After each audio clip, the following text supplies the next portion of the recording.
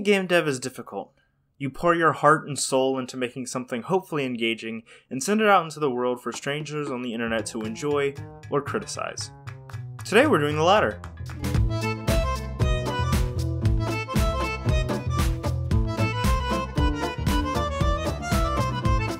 I know you're probably itching to know how you can submit your own game to be played next time, but in case you're not, skip to this timestamp in the video where the explanation will be over. I'll give you a second. Okay, now that the losers are gone, here's how you cool kids can enter for me to play your games. Quickly, there's two main rules. First off, the game must be standalone, meaning I don't have to have anything extra downloaded or have to sign into anything to play your game. The one exception to this is Steam games. Basically, this just means no mods, no ROMs, and nothing made in anything like Minecraft, Roblox, or Dreams. Secondly, your boy here is broke as my great aunt Junie's back, so nothing I'll need to pay for. If your game is normally played but you still want me to review it, then you can provide me with a key. So, how do you actually submit? Step 1. Click this link in the description and that'll lead you to the Google form for you to fill out. Step 2. Enter the names of both you and your game so I know who to give credit to. Step 3. Give me a brief description of your game. Make it sound interesting. I probably won't play it if you just tell me it's a platformer where you jump. Step 4. Tell me if there's copyrighted music in your game. If there is, and I don't need the audio, I'll have a copyright claim on my hands. Step 5. Give me a link to your game. If your game's on Steam, then you can provide a key to the game here. Step 6. Agree to the terms. Step 7. Let me know anything extra about your game. Now that that's out of the way, let's kill some dreams.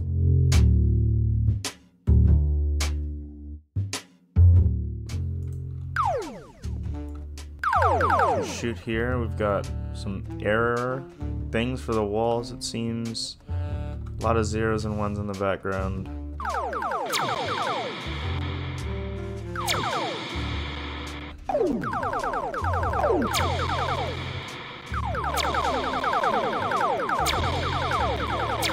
First up on the chopping block is V-Buster by Corelysium. I'm guessing that's how you pronounce that. Right off the bat, as soon as the game loads, I see an issue.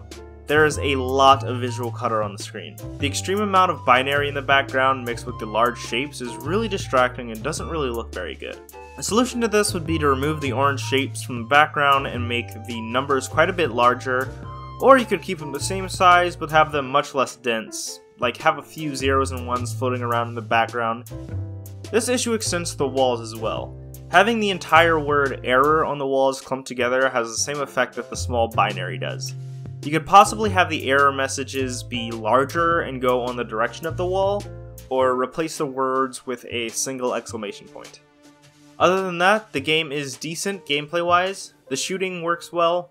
A lot of new game developers make shooting only happen when the mouse is pressed instead of allowing you to hold it down, which is a little bit of a pet peeve of mine, but you seem to have done well in that regard.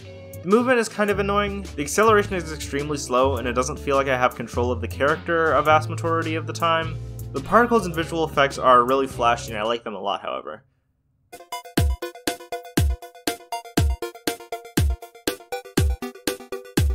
I like this, the way the text is moving.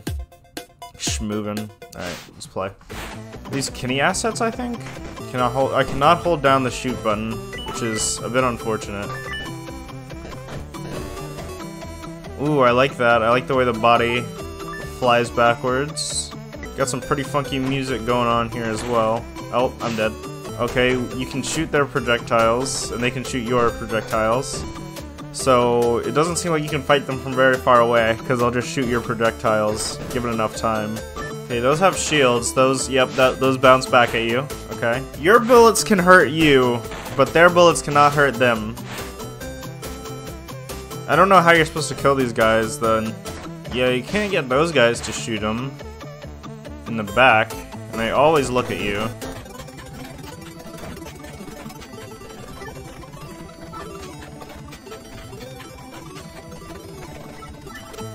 Okay, so they can shoot each other, but these guys just can't be shot, or whatever. Okay, so if you're far away enough, they don't... Okay, I see. If you're far away enough, they don't aim their shields at you. No, he destroyed my coins. What a dingus. Okay, so what you gotta do with them is you gotta shoot twice really fast. Alright, give me the key. Unlock the door. Let's go. There's the boss. It's the king.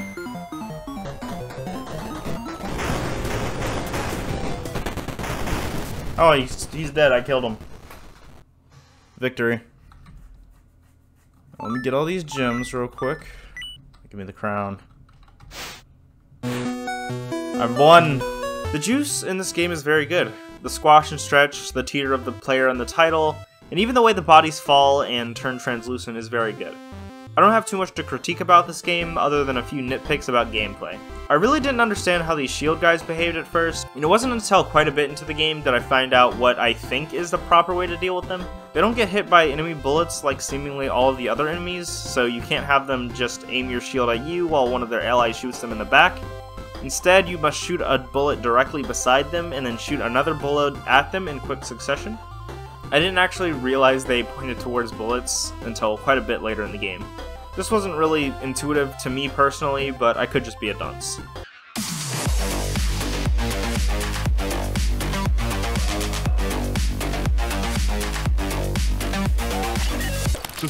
Oh, we have a body. I just scanned the area. Should be able to catch us some levels lower. Don't find why. The body is kind of annoying. And I cannot tell what these people are saying. Oh, okay. Oh! Oh! Well. Oh, he's coming. Uh-oh. This might be the end. What? He's up there and he kills me? Why does it take so long to restart, too? That's really annoying. It takes so long to respawn. I am free under the Egyptian sands. That's the same voice that I used for Novus. Did he hit me? No, he didn't. Ow!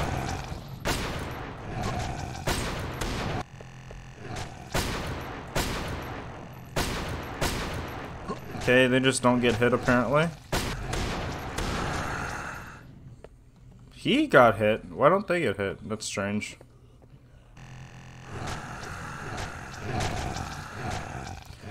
I've died. There's the key. Oh. We've fallen into a pit and we died. It's not letting me click the restart button. Okay, I think the game crashed. Before I even played this game, I had an issue with it. You have to download 2 separate files and then put them together in a folder to play it. I really don't understand why so many Godot users don't just zip these 2 files together before uploading. It's extremely easy to do and it makes the user experience much more enjoyable. The more steps that a player has to take to play their game, the less likely they are to play it. Anyway, let's talk about the game.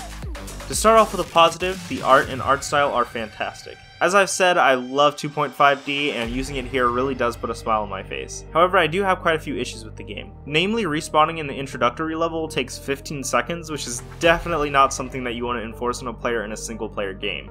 It works for multiplayer games like Overwatch because killing a player should give you and your team an advantage, but there's really no reason at all to use it here. The only thing that it accomplishes is making the player not want to retry. In addition to this, while it's not shown, dying later seems to have a time limit on it as well.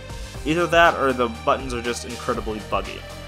A nitpick that I have is that the use of the voice changer for this character made it so that I could not understand a singular word that was spoken by him for the entire game. Other than that though, the combat also just doesn't feel very good. Your bullets just don't connect when you shoot enemies from above, but other than that, the art is great and the movement is decent. Alright, Dungeon Painter. WASD to move, find the exit. This reminds me of that one game that I can't remember the name of. Left click to shoot. Oh, that's cool. What's the paint you sprayed stayed at you after you died so you didn't have to do it all over again? No! Oh, there's a spike floor there. So where do I go if there's a spike floor there? Oh, okay, you can land over here, I guess. Oh, there's enemy.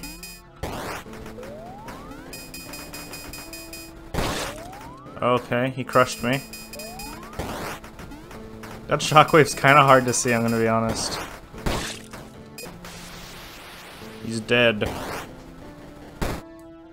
The end. This is a cute little game. The paint effects are really nice, and it's a relatively unoffensive experience. I didn't really get frustrated with the game or anything, but I did get a little bit bored. It was kind of just the same thing over and over. Run through the maze until you get through it. It did have nice flashy effects and graphics, but they can only take you so far in capturing a player's attention. I saw you try to mix it up with these keys, but the game really didn't feel any different with them. It still felt like a get from point A to point B type experience. The boss fight at the end was quite unexpected, and it really didn't fit in with the rest of the game in my opinion. There was no combat throughout the entire game, and it was focused on painting the room.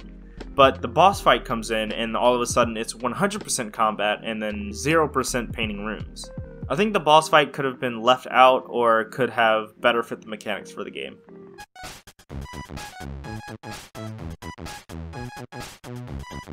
Still in development. Alright, there's a lot of bloom. There's a lot of bloom. Let's see. Is this a knife? Okay, we can throw knives. That's pretty cool. Jump is very floaty.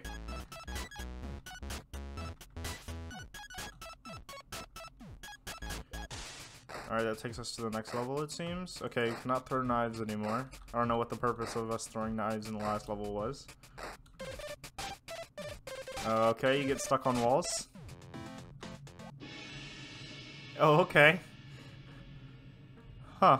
Things have turned strange. Oh. Some strange creepypasta type stuff going on. A lot more bloom here. Oh. I am so lost as to what is going on. Alright, and that's the game, it seems like. Let's go to the testing level. We got knives, and we didn't use them for, like, anything. There's a bean. Cool. Alright, so first off, there is a lot of bloom in your game. A little bloom ain't never hurt nobody, but it does look quite strange in your game, in my opinion. I will say that your jump is extremely floaty. You're up in the air for a very long time, and it feels like jumping on the moon. This, mixed with your level design of many just narrow ledges, isn't a very satisfying experience. In addition to this, you have throwing knives, but there doesn't seem to be any enemies to fight or anything like that. I don't understand the purpose of these. A lot of the times I'd be walking and go to the next level without realizing that I hit a next level marker. I understand that these TVs are supposed to be your level markers, but they aren't present in some levels, and it's quite difficult to tell what's going on. But essentially, I think you need to work mainly on your level design and player movement, and then intertwine them together and make them work together in harmony. But that's about it, gamers. I hope you enjoyed watching the video, and maybe got something useful out of it. If you want to submit your game for me to play next time, then there is a link in the description to do so. But yeah, that's it. Bye!